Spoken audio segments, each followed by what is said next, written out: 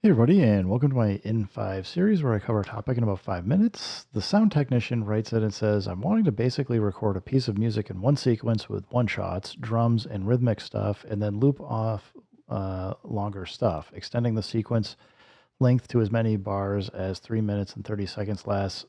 I know this probably isn't how it should be done, but song mode spins me out. I think you can do all of this stuff without going into song mode. You can just have one sequence, but I think you're getting trapped in a single drum program mindset. So personally, what I would advise doing is like if you got like an expansion, we'll just I don't know, I always do this. Keep just grabbing something random. I need some volume up. Let's do this again. So I'm just gonna load this, and this is why, like, if you've seen some of my other videos, I really explain or suggest that even if you got one program, you split this across multiple tracks. You can forget multiple sequences. You can forget song mode. You don't need to get into all of that because, yeah, I get it. It can be overwhelming. But let's say we've got this. I'm just going to take the first track and layer out. Okay, I was like, I don't have the metronome, but I do. So, I can just lay that out real quick. I don't even know. Yeah, I was going to say, the first hit was off grid. Let's fix that. We're going to switch to track 2.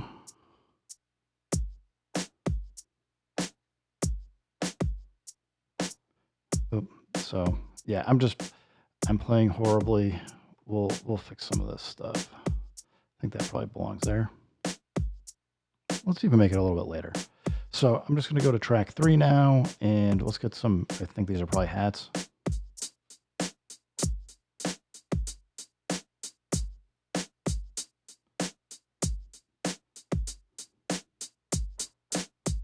Just trying to get a few things in here. So what I hear you doing, the sound technician, is you're trying to use like one track to do everything, and even just separating it like this, where I just have one of each track, and I haven't even named them, but I can just drop out the kick and the snare super easy.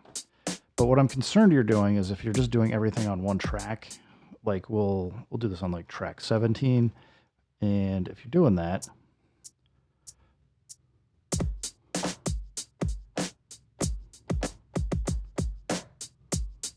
I don't even know if that's like halfway decent. Not terribly. I don't know, I'll just fix it real quick.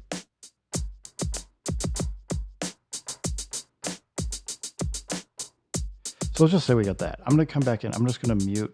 Whoops. Let's just mute these 3.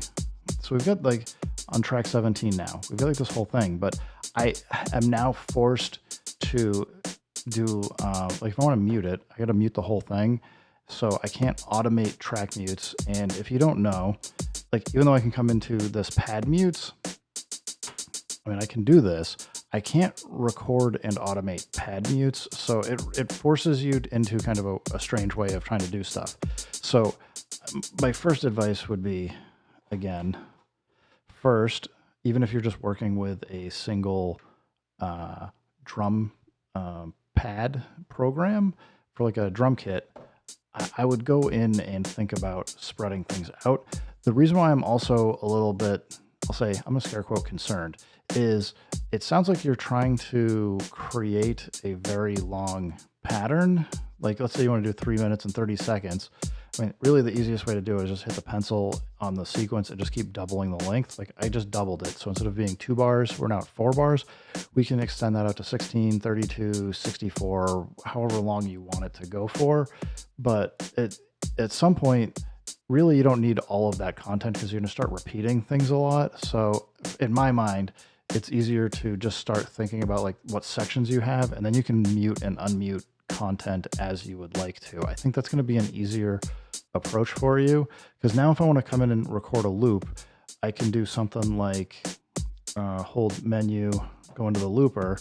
Let's say I want like a 2-bar loop, turn it on. So I'm just practicing a little bit here. I'll hit record.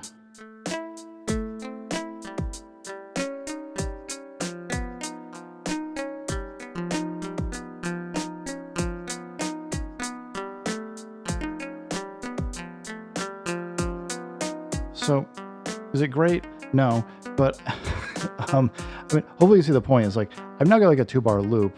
If I hate it, I can clear it. And I'm not like having to go into working with audio tracks or anything else.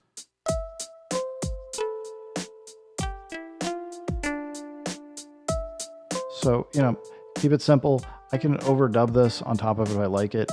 But the thing I was going to say is I can now export this as a sample. We'll call it, you know, strings. Do it. If I want to, I can add it to this drum kit, and it's basically just need to go out to like up higher in the program. Personally, I wouldn't keep adding things to a specific drum kit though. I'd go make a new program, or, you know, use the default program, make a new one, because that'll allow you to, as you're thinking about how you're gonna orchestrate things, you can start adjusting the levels of your drum programs or other things a lot easier, and kind of get into your mix. Because I suspect if you're not separating out your elements, you're probably giving yourself a headache mixing things and bringing them together later. So I'm just going to take and put this string on A1 on just program 01. Now, because I'm already breaking things out, I can go to like track 9, go to program 1, and just add this in. Didn't mean to double tap the things here. Well, you get to see all my messed up mistakes. But as you can hear, we're just playing like the one thing. And if I want to take this out, I can just go to mute and take it out and just go to the kick or the hi-hats. If I want to bring the kicks back in, I can, or snares. And I can bring this in back in. Now, the reason why it's not coming back in immediately is because it's going to need to loop around to get that re-trigger for the note. But I mean, like, I'm not super worried about that. If you wanted to get more into how things work, I would say you're probably going to want to use clips, but they have their own problems, and they're not, they need to be finished how they're implemented personally. And you can see it's not playing that second note because I would need to come in and record it because it's only a 2-bar loop. We can fix that too. There we go. So now this will continue to loop over 4 bars. And again, I can drop out elements and build out like a song that is a little bit more dynamic without having to go record tons and tons and tons of content, or think about very long pieces of content that then become harder to edit. So, you know, if you wanted to have a second string, I would personally just put a alternate version on the next pad over, use the looper to record something, either dump it into program 01 on a different pad or put it someplace else. But that's how I usually try and work through on the MPC to get things going pretty quickly and just keep the flow going, but still also remember what the heck I've got. So the only other note I'll make, because I didn't want to spend the time naming everything, is, I mean, I would consider naming all of these, you know, string, kick 1, kick 2, whatever, because you can bring in and out those patterns, and being able to see them visually when you're looking at your mute view is very helpful to actually getting through the song construction process. And when you actually get into it, you still don't even need to, you can do what you're doing and just keep doubling up until you get to a 3-minute and 30-second long sequence. And then you can use track mutes to record those track mutes to bring things in and out. So anyway, I hope that helps you out, the sound technician. And if not, just keep asking questions. I'm happy to keep answering things as best I can and give you as much information or my own thoughts and opinions on it as possible. Anyway, everybody, thanks for stopping by. Keep making music, keep having fun. Remember, if it sounds good, it is good. And peace.